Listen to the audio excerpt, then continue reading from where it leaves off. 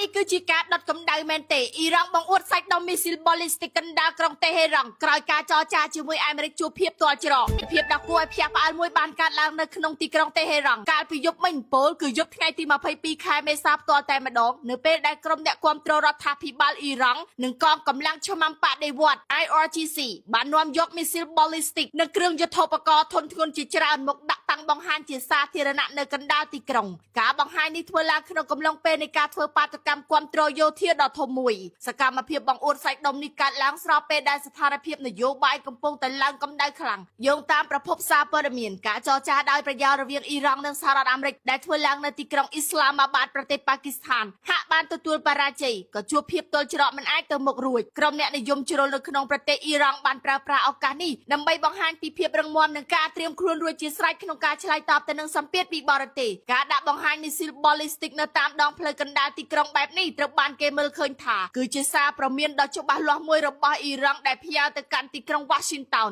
ខណៈដែលកិច្ចសន្ទនាផ្លូវទូតជួបឧបសគ្គ